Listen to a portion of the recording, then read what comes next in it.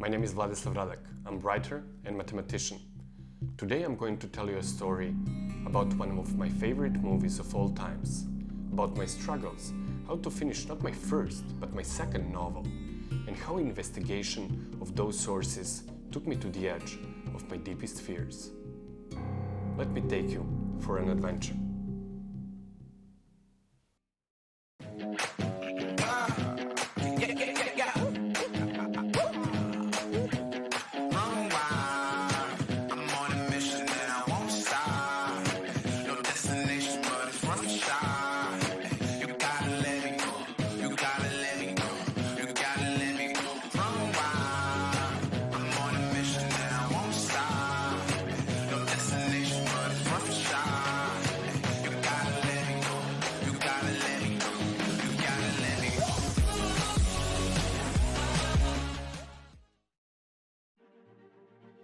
If I'm not mistaken, it was year 2005, and in 2004 I already finished my first novel. It was selling good, but I had certain pressure from publishers to finish my second one.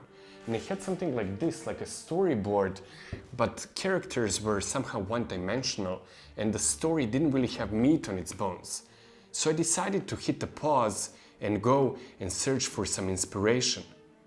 This is when I discovered Running Scared.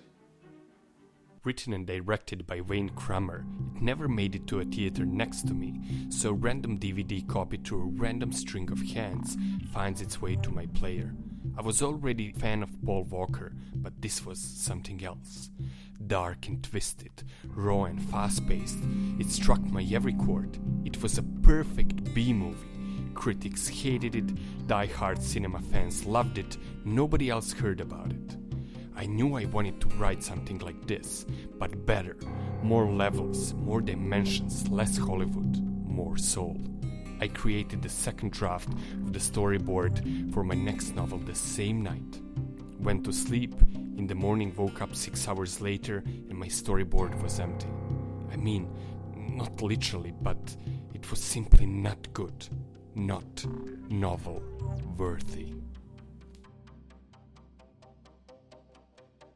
The easiest way to explain why this movie is amazing is through mathematical graph theory.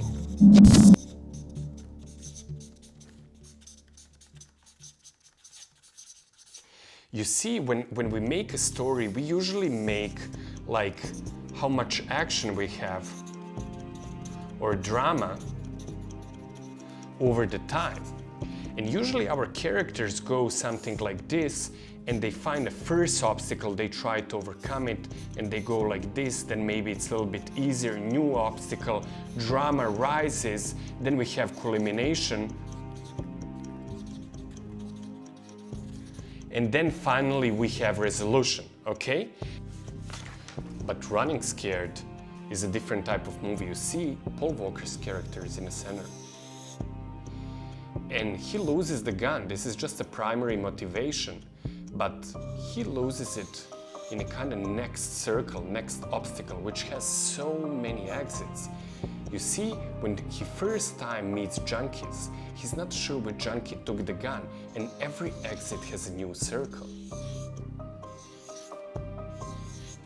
He goes from circle to circle with probability P1, P2, P3, etc., etc.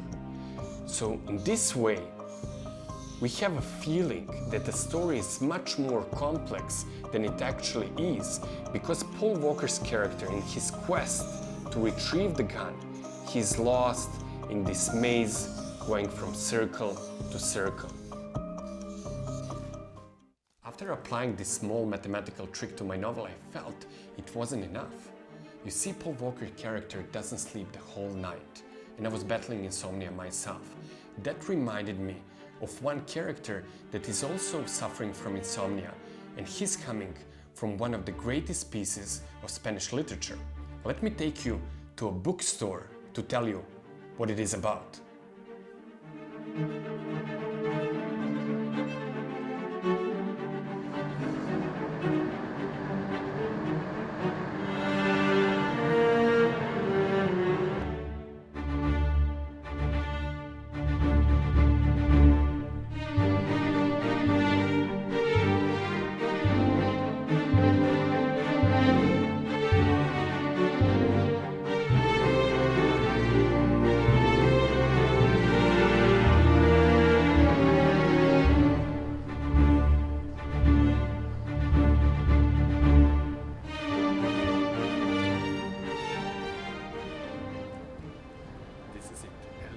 Alfonso Hidalgo de Don Quixote de la Mancha by Miguel de Cervantes.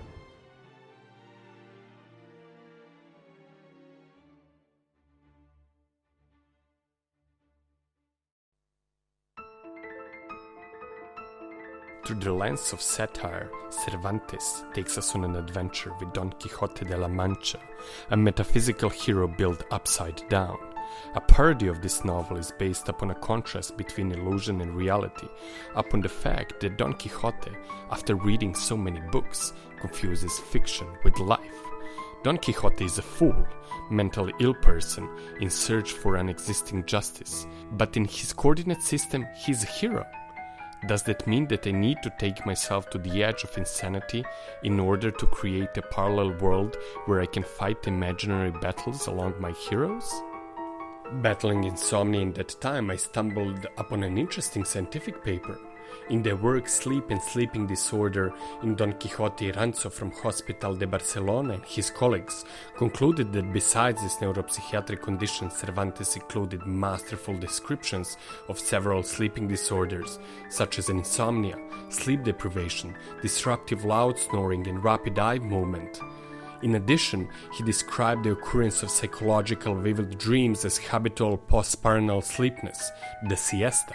Cervantes' concept of sleep as a passive state where all cerebral activities are almost absent is in conflict with his description of abnormal behaviors during sleep and vivid fantastic dreams. Same like Paul Walker's character, it was a sleepless nightmare. So, was I going mad too? I see writing books as walking down the path of great literature pieces, admiring all of them, but more and more being unsatisfied and even bothered. There must be a story that is not written yet. The story that is almost like all other stories, but nobody told it in a way you want it. It's like finding a crack in the endless wall of books where your book should stand. Your idea, your style, your take on greatness.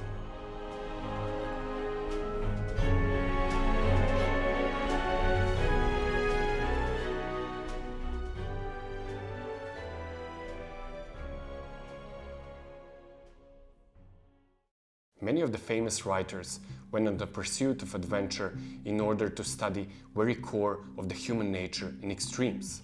Hemingway fought the Spanish Civil War, went to Africa, had 2 plane crashes while receiving Nobel Prize in Literature. Alain Fournier, the great French writer, died in the First World War while trying to finish his second novel. Even Cervantes himself left Spain after wounding men in duel just to join Spanish forces in Italy fighting Turkish Empire. So where was my war? Am I going to be able to pen a novel without the battle scars? I decided to go to a movie, Running Scared. Paul Walker is not a hero. This is the first thought I always have when I watch his movies. This was his ultimate power and his great talent that he was able to plaster on a silver screen. He's just a normal guy, like you and me, who is pushed into trouble, into adventure, and he doesn't have a choice but to become a hero, although, like most of us, he lacks courage. So what makes Walker's performance special in Running Scared? He's always aware of his fears, he's cherishing them, he's talking to them. He doesn't make his fears control him, he makes his fears his partner and part of his journey. Fear has many eyes and can see things underground, said Miguel de Cervantes in his masterpiece Don Quixote. And Frank Herbert in his science fiction classic Dune added, I must not fear. Fear is the mind killer. Fear is the little death that brings total obliteration. I will face my fear. I will permit it to pass over me and through me, and when it has gone past, I will turn the inner eye to see its path. Where the fear has gone, there will be nothing. Only I will remain. This is the lesson characters in my novel needed to learn in order to become timeless heroes. Talk back to your fears. So what's the biggest fear of Paul Walker's character? It was not losing the gun that his boss told him to get rid of. It was not the constant danger or blood on his hands. Conchita. Now you listen to me, Conchita. You listen to me real good. I don't want to hurt Manny. All right? I don't want to hurt him, but he has something that belongs to me. A gun. You know anything about a gun? No. No. No, it's block 5, number 602. That's right here. Okay. Now listen to me. We are now on what we call the honor system. You comprende? You understand what I'm saying? Okay. You don't call Manny. You don't tell Manny I'm coming. You don't want him for anything, because if you do, I'm gonna come back here! It was not even losing his life. It was masterfully exposed by director Wayne Crammer in the scene that connects to the prologue. Why couldn't you just taken the kid and left? Why couldn't you just taken the kid and left? I have never seen evil before tonight, Joe. Real fucking evil. Okay? And I know that's not what I see when I look in your eyes. Thanks a lot, T. I'm trying to make a point here. No, I know a point you're trying to make. I did not marry an evil man, okay? I did not marry an evil man. Shady, sleazy, mixed up with the wrong kind of people, but definitely not evil. I know what you're trying to say, T. Do you? I hope so. I have turned my back on a lot of things since we've been married. My eyes are wide open on this one. Just like Paul Walker's real life, his biggest fear that he would not be able to be a good father, that he will fail his family, his wife, his very kin, that he was not honest, not open, not there. In my quest for an adventure, I needed to explore and go down the rabbit hole of my deepest fears.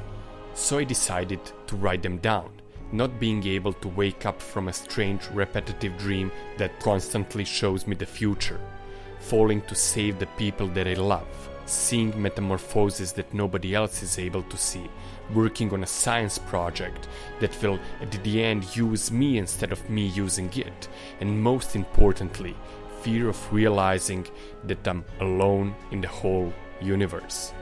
The last one led me to write the first sentence of the second chapter of my book. Fear of silence woke me up. In a crack in the endless wall of books, there it was, my work, my idea, my style, with take on the story that I wanted to share with the library visitors.